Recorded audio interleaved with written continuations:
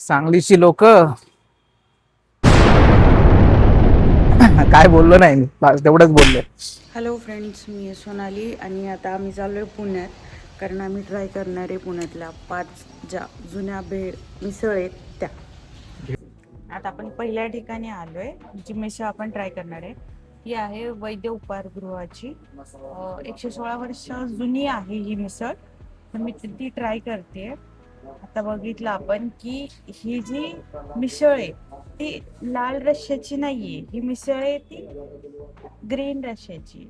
म्हणजे लाल मिरची पासून न बनवता ही हिरव्या मिरची पासून बनवली जाते. तर आता मी टेस्ट करते कशी लागते.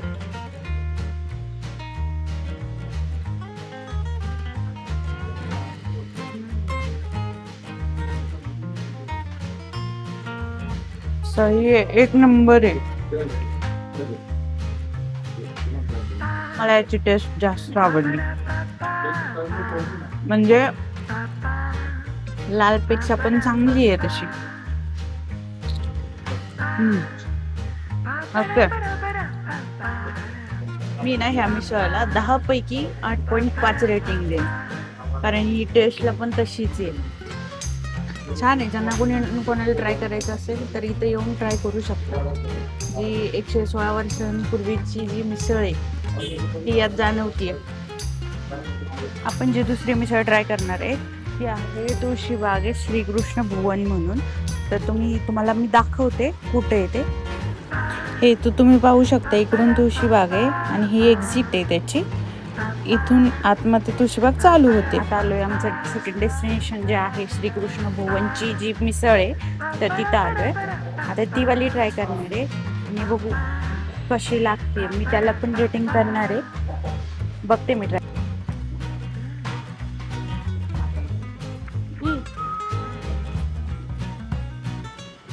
ह्यांची पण मिसळ चांगली आहे, जी आपण अगोदर ट्राय केली.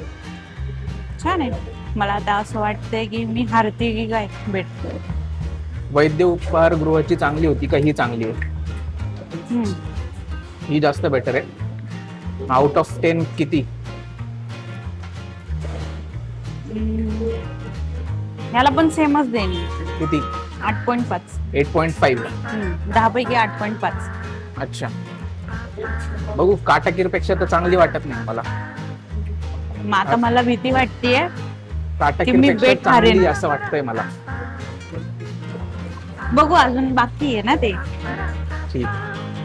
आता आपण आलोय तिसऱ्या ठिकाणी, जिथे आपण तिसरी मिसळ ट्राय करणार आहे.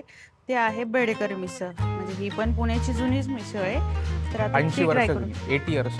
80 वर्ष जुनी ही मिसळ आहे. तर आता ती पण आपण ट्राय करणार आहे. माझ्यासोबत सुमित पण हे ट्राय करायला. आता आपण तिसरी मिसळ ट्राय करतोय, जी आहे बेडेकरांची मिसळ. तर मी ही बेडेकरांची मिसळ ट्राय करतेय.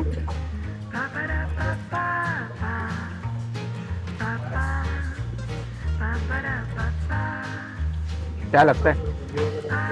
हाउ मेनी रेटिंग्स आउट ऑफ, मतलब आउट ऑफ 10 कितना देना चाहोगे? Out of 10 how much? 7 out of 10. Okay. आता बेडेकरची मिसळ खाऊन झालेली आहे. तर आता आम्ही जो चौथा स्टॉप आहे तिकडे चालू. चौथा कोणता? काटाकीर. बेडेकर दिसू दे. बेडेकरचं झालेलं आहे. आता आम्ही चाललोय काटाकीरला, जी चौथी मिसळ आहे तिकडे खायला. आता तिकडे जाऊन ट्राय करू. आता आलोय आम्ही काटाकीर मिसळला. जर काटाकीर मिसळ चांगली असेल, म्हणजे बेटर असेल सगळ्यांपेक्षा, तर आमचा गोवा फूड टूर होणार आहे. आणि जर नसेल, जर श्रीकृष्णाची बेटर ठरली, तर मग ह्यांच्या म्हणण्याप्रमाणे हैदराबाद, होप सो की गोव्यालाच जायला मिळेल. बघू, आता ट्राय करू. तिथे एवढं गरम होतंय ना, तर एवढं उन्हाचं आम्ही बाहेर फिरतोय. ते त्याला घरी ठेवून फिरतोय बाहेर. आता आपण काटाकीरचे ट्राय करतोय.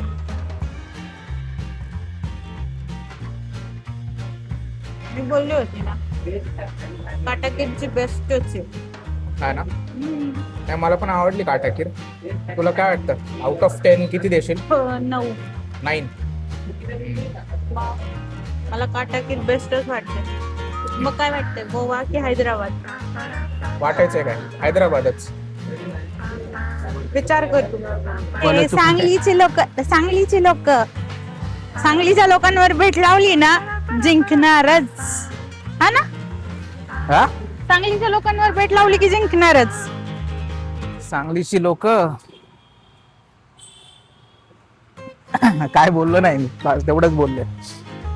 हा, आता आम्ही आलोय चौथा जो डेस्टिनेशन, 5वा जो डेस्टिनेशन आहे रामनाथ मिसळ म्हणून. तर आम्ही तिथे आलेलो आहे. आता यांची मिसळ ट्राय करायची.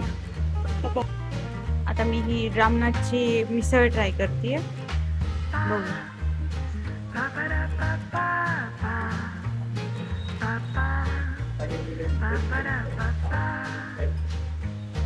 कशी आहे?